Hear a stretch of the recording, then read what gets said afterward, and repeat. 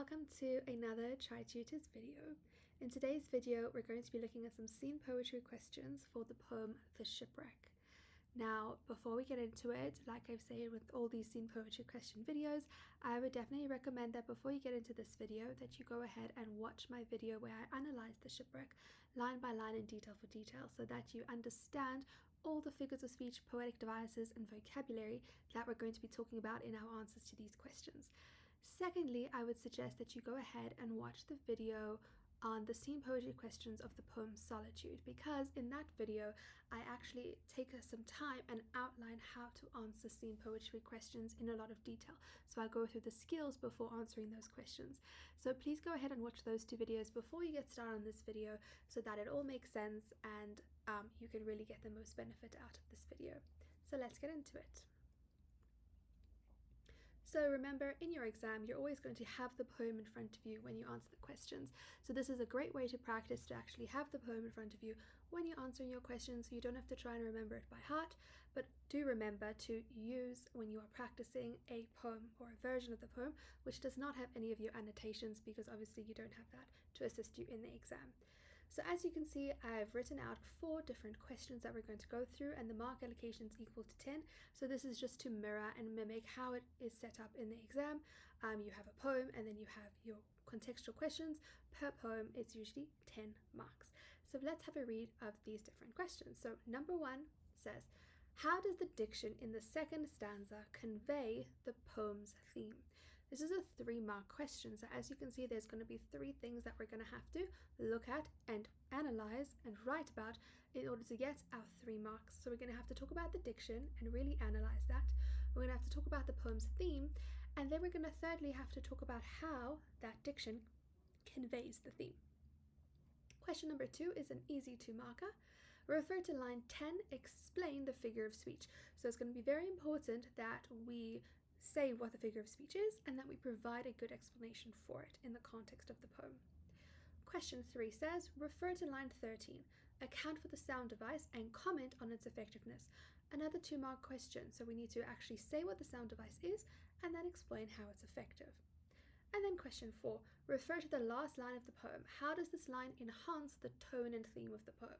3 marks. Looks slightly overwhelming, this question. There's a lot of keywords going on, but actually that makes it quite a lot simpler for us. We know for our 3 marks, we need to talk about the line itself, and then we need to talk about the tone as well as the theme of the poem. So I would suggest that you pause the video here and that you try answer these questions yourself, and when you are completely finished with answering to the best of your ability, then you can resume the video and you can go through the model answers with me. So as always with English, there's never actually a proper memo, right? We only have model answers or marking guidelines as teachers with which we mark your work by. So that's a really wonderful thing in my opinion, because as an English student, you don't have to worry about getting the exact same answer as everybody else, but you need to worry about making sure that whatever you're saying, you have justification for it and that you have evidence for it and that you've written according to the mark allocation and stuck towards what the question is asking.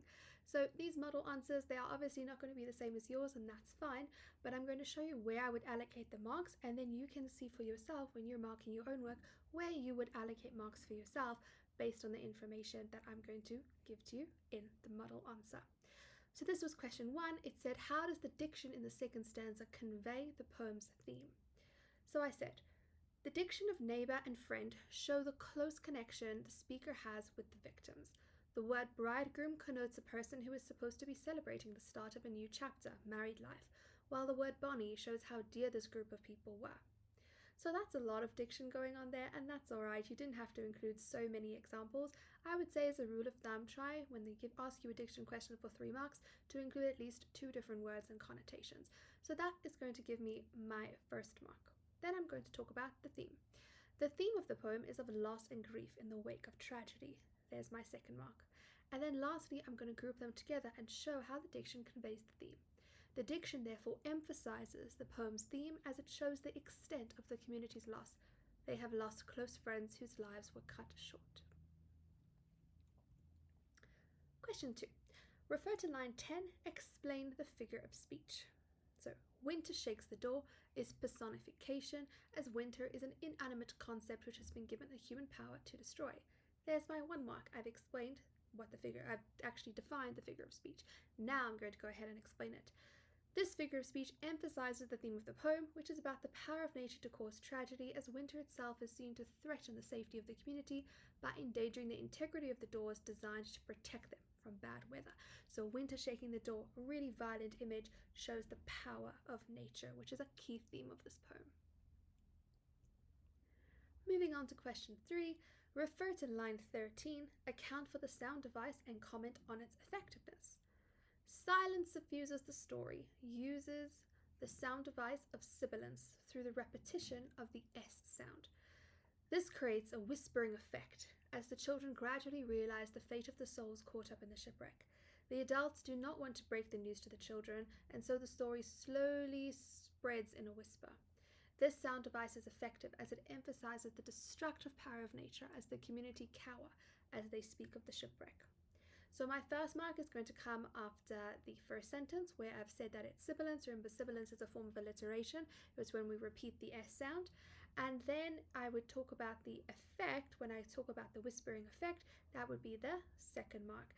And then the last mark is going to come from where I've started with the adults and right towards the end where I've explained how the theme or how the message is emphasized through the use of this sound device. And lastly, question 4. Refer to the last line of the poem. How does this line enhance the tone and theme of the poem?